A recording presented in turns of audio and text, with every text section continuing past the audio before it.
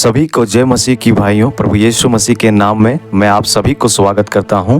आज मत्ती रचित सुसमाचार उसका 5 अध्याय के 4 पद प्रभु यीशु मसीह के पहाड़ी उपदेशों में से दूसरी वचन जो धन्य वचन है उसमें से दूसरी वचन को हम लोग आज मनन करेंगे।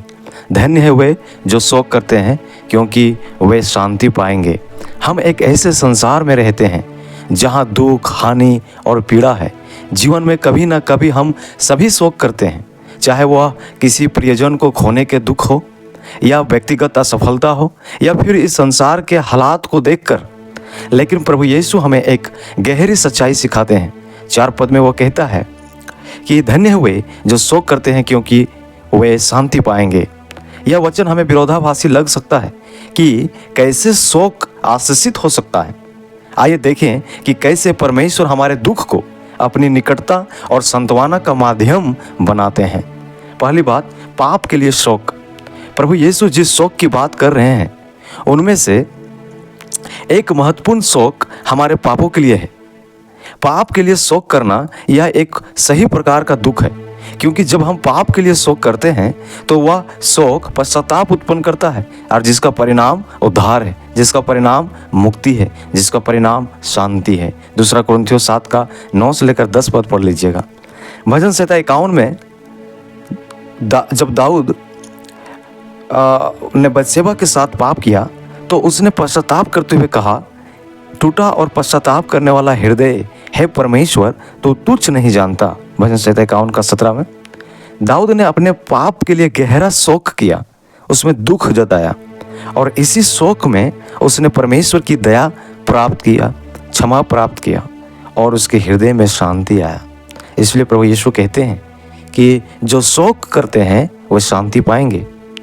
उदाहरण से समझते हैं उड़ाव पुत्र के बारे में, जो लूका रचित सुसमाचार उसका 15 अध्याय 11 से लेकर 32 पद में पढ़ते हैं। जब उसने अपनी सारी संपत्ति व्यर्थ गवा दी और कठिनाई में पड़ गया तो उसे अपने गलतियों का एहसास हुआ। उसने उस पर शोक किया, उसने पश्चाताप किया और अपने पिता के पास लौट आया जहां उसे प्रेम और क्षमा मिली। इसी तरह जब हम अपने पापों के लिए पश्चाताप करते हैं तो परमेश्वर हमें क्षमा करके प्रेम में स्वीकार करते हैं। दूसरी बात, हानि के दुख में परमेश्वर की सांत्वना। जब हम अपने जीवन में प्रियजनों को खो देते हैं या कुछ रिश्ते टूट जाते हैं और सपने बिखर जाते हैं, लेकिन प्रभु यीशु वादा करते हैं कि जो शोक करते हैं उन्हें सांत्वना मिलेगी, उन्हें शांति मिलेगी।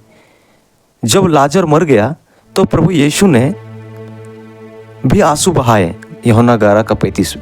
भले ही वह जानते थे कि वे उसे जिलाने वाले हैं, परंतु यह हमें दिखाता है कि परमेश्वर हमारे दुख को समझते हैं और उसमें हमारे साथ होते हैं।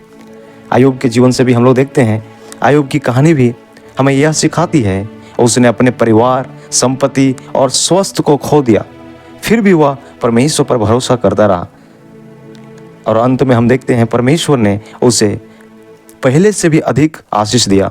अय्यूब 42 का 10। यह हमें याद दिलाता है कि दुख में भी परमेश्वर हमें छोड़ते नहीं, बल्कि हमें और अधिक आशीष देते हैं और हम उसके करीब ज़्यादा आ पाते हैं। तीसरी बात, संसार के हालात पर शोक करना। संसार के आज हालात हम जब देखते हैं हमें शोक होता है, दुख होता है और दुख होना चाहिए। वही बात हम इस वचन से समझ सकते हैं। हम केवल व्यक्तिगत दुख ही पर नहीं बल्कि संसार के हालातों पर भी शोक करें, जैसे नेहमिया ने किया। जब नेहमिया ने सुना कि यरूशलेम का दीवार टूटा हुआ है तो उस बात पर उसने शोक किया, दुख जताया और उस दीवार को बनाने के लिए परमेश्वर से प्रार्थना किया और उसने उस काम को करके दिखाया।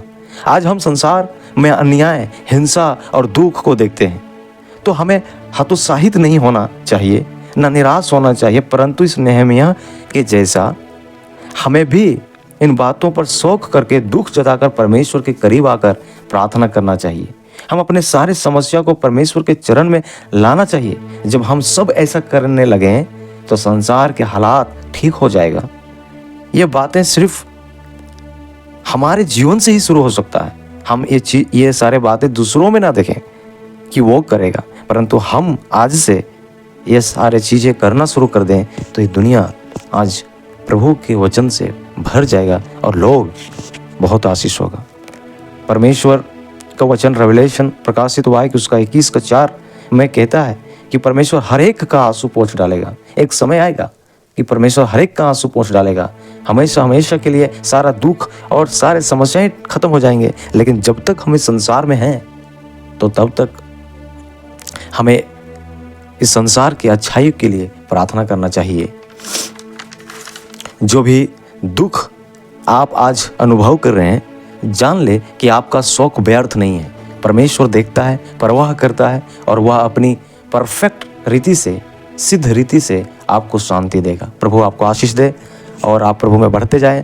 और मैं आपसे यही रिक्वेस्ट करता हूँ कि आप अपना प्रेम मुझे दे और वीडियो को लाइक, शेयर, सब्सक्राइब करें। प्रभु आपको बहुत बहुत आशीष दे।